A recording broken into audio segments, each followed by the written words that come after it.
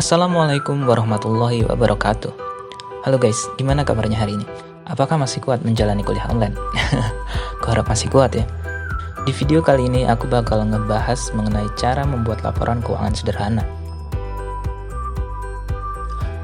Tapi sebelum ke pembahasan, mungkin sebagian dari kita masih ada yang bertanya-tanya, apa sih sebenarnya laporan keuangan itu? Secara umum, laporan keuangan adalah berkas yang berisi pencatatan keuangan. Maksudnya adalah laporan yang berisi segala macam transaksi yang melibatkan uang, baik transaksi pembelian maupun penjualan dan kredit. Biasanya laporan ini dibuat dalam periode tertentu.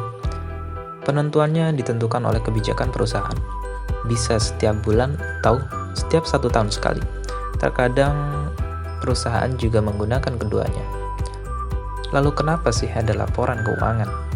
Jawabannya, laporan keuangan dibuat semata-mata untuk mengetahui kondisi finansial perusahaan, sehingga pihak atasan bisa mengevaluasi dengan tepat jika kondisi keuangan usaha mengalami masalah.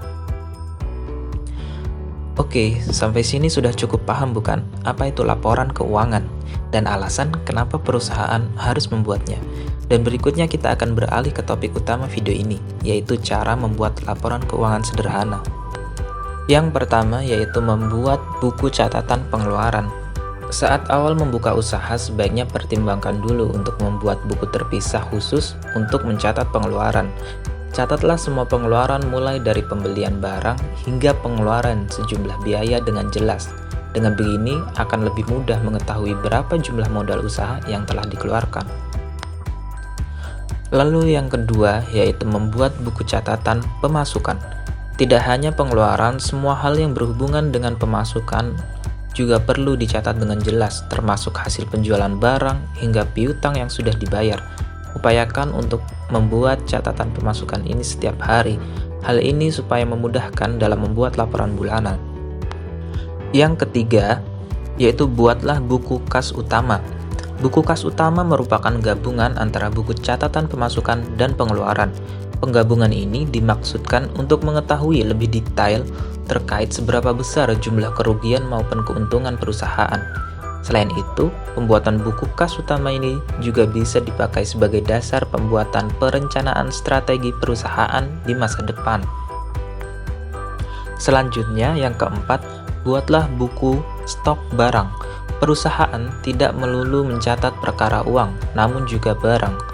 Pencatatan arus keluar masuk barang harus dilakukan secara kontinu dan setiap hari. Logikanya, jika penjualan tinggi, seharusnya arus jumlah barang yang keluar dan masuk juga makin tinggi. Buku stok barang ini juga dapat dipakai untuk memonitor jumlah persediaan barang yang dimiliki perusahaan. Selain itu, buku ini juga berguna untuk menghindari adanya kecurangan yang kadang dilakukan oleh para supplier atau pegawai perusahaan sendiri.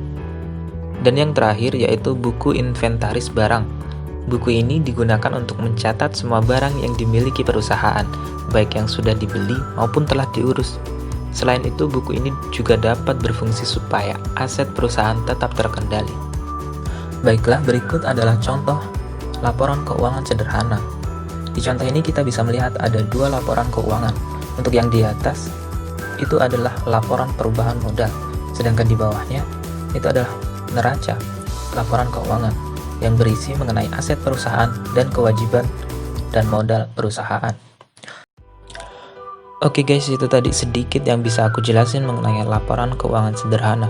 Semoga video ini bisa bermanfaat untuk kita semua. Akhir kata, wassalamualaikum warahmatullahi wabarakatuh. Thanks for watching and see you.